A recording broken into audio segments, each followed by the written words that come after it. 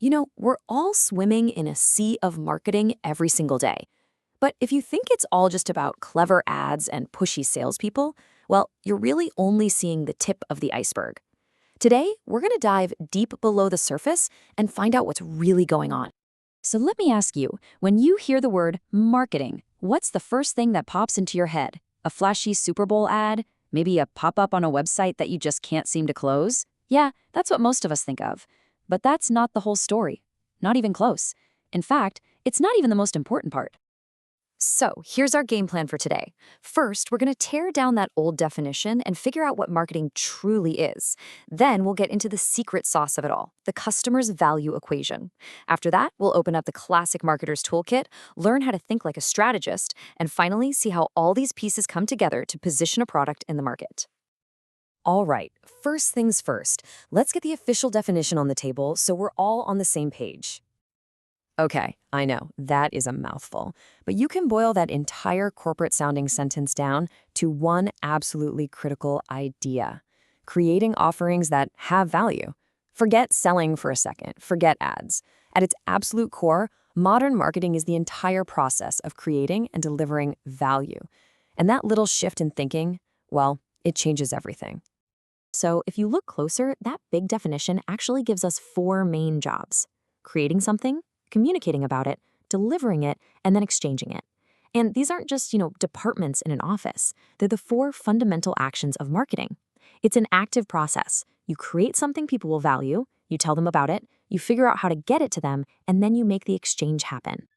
And all of this leads us to what is, without a doubt, the single most important concept in all of marketing today, and that is value. Seriously, everything revolves around this one idea. Now, this right here, this is so important. A company can spend millions, literal millions, developing a new gadget, but value doesn't exist until the customer says it does. It's not about what the company built in a lab. It's about what the customer actually gets out of it in their life. The customer, and only the customer, gets to define what is valuable. So how do we, as customers, figure out what's valuable? Well, whether you realize it or not, your brain is constantly running this little equation in the background. The value of something is whatever benefits you get, minus the total cost. And cost here isn't just the price tag. It's also the hassle, the time, the effort, the frustration. It's why one person will happily pay extra for DoorDash while someone else will drive 20 minutes to save $5. It's a completely personal calculation every single time. But it's kind of wild. Businesses didn't always think this way. It took them about 100 years to really figure this out. Back in the day, it was all about production. Just make it as cheap as you can. Then it became about selling. Just push the product harder than the other guy. For a while after that, it was all about having the best product with the most features. But each of those eras missed the point. It was only in the last few decades that companies finally landed on the truth. The winner isn't the company that builds the cheapest or even the best product. It's the one that creates the most value for its customer. Okay, so if the big goal is creating and delivering value, how do marketers actually get it done? Well, let's open up the toolkit and take a look. This right here is the classic marketing mix, probably the most famous framework in the business. It's called the 4 Ps: product, promotion, place, and price. Just think of these as the 4 main levers a marketer can pull. If you get the combination right, you create incredible value. But get it wrong, like a great product with a crazy price, or an amazing ad for something that's sold out everywhere, and the whole thing just falls flat. Now, you might be thinking, hang on, this sounds an awful lot like those 4 activities we talked about at the beginning. And you'd be absolutely right. Here's a super simple way to think about it. The activities are the verbs. They're the actions marketing takes. The 4 Ps are the nouns. They're the things marketers manage. So you create a product. You communicate through promotion. See? It's a really neat link between the why and the what of marketing. But look, having a great toolkit is one thing. Knowing how to use it is something else entirely. You can't just pull those 4 P levers randomly. They have to be guided by a clear and powerful strategy. And that's exactly where strategic planning comes in. It sounds kind of corporate and stuffy, but all it really means is constantly asking a few simple questions. What are we really good at?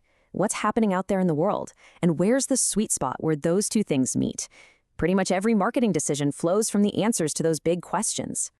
One of the absolute classic tools for this kind of planning is something called a SWOT analysis. It's a simple framework for getting a handle on your position by looking at 4 key areas: your internal strengths and weaknesses, and the external opportunities and threats you're facing. Once you map these out, you get a much clearer picture of how you can use your strengths to grab opportunities, all while managing your weaknesses and keeping an eye out for threats. Okay, but what if you're not just managing one single product? I mean, think about a company like Apple or Procter& Gamble. They're juggling dozens of products at once. How on earth do you decide where to put your time and money? Well, there's a classic tool for that too. This is the famous BCG matrix, and it is a brilliant way to see your entire product lineup in a single glance. You basically sort everything into 4 boxes. Your stars are your future. Think of the iPhone in its early days. Your cash cows are the reliable products that just print money and fund everything else.